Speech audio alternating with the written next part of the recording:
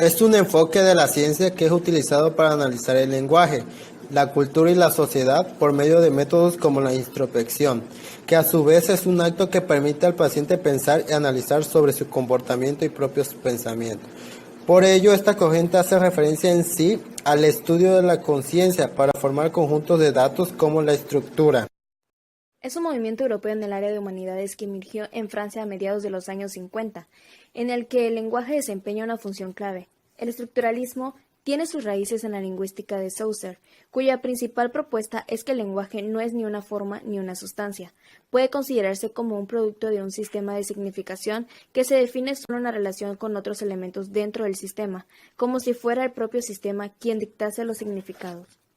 El estructuralismo, llamado también psicología estructural, es una teoría del conocimiento desarrollada en el siglo XX por William Wundt y Edward Titchener.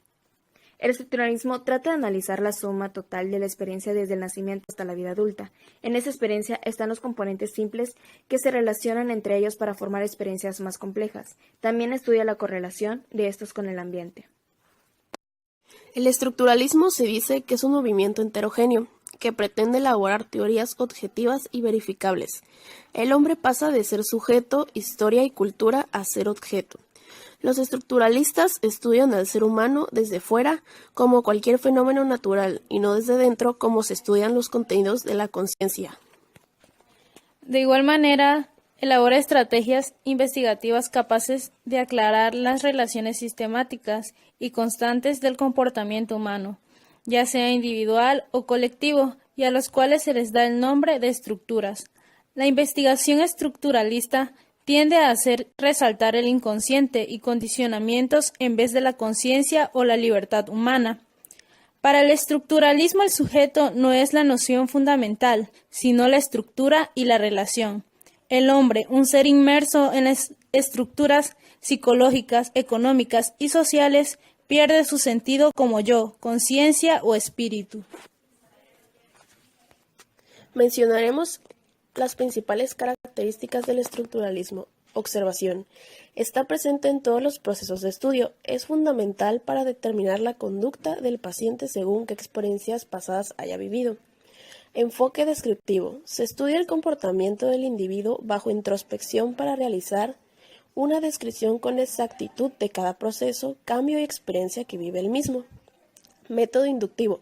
Se deja de lado la experiencia del medio o contexto, se realiza una teoría desde el análisis del cuerpo como tal. El análisis estructural. Desde el inicio de un análisis estructural se precisan niveles, se demarcan unidades de modo jerárquico y se especifican nociones, empleando una terminología adaptable a sus necesidades. La perspectiva metodológica. No puede indicarse manifiestamente que el estructuralismo sea una escuela, sino que razonablemente se lo puede definir como una perspectiva metodológica hacia las ciencias humanas, como lo son la antropología cultural, la lingüística o la historia. El contexto y las relaciones. El estructuralismo nace en el contexto del marxismo y el funcionalismo. Sin embargo, tanto el marxismo como el funcionalismo y el estructuralismo adquieren una noción diferente de ciencia. El estructuralismo es buscar una cualidad interna del paciente considerada como una estructura que a su vez tenga significado. Se aplican métodos como el estudio del comportamiento que tiene el individuo en su vida cotidiana, como por ejemplo la manera en que sirve el cereal, cómo prepara otros platos, la frecuencia en la que vas a la iglesia. Con el estructuralismo se dio el florecimiento de todas las ciencias. La historia adquirió un nuevo sentido, en cuanto que el hombre transformó de manera radical y sistemática los antiguos esquemas que se traían desde tiempos atrás, donde cada cultura manejaba a su manera conceptos y formas de comportarse en cuanto se le exigía étnicamente. Actualmente, el estructuralismo sigue planteando al hombre como un ser potencial y a la vez objeto de conocimiento, a partir del cual se sigue dando el despliegue de las ciencias, puesto que es el único que que cuestiona y modifica las estructuras.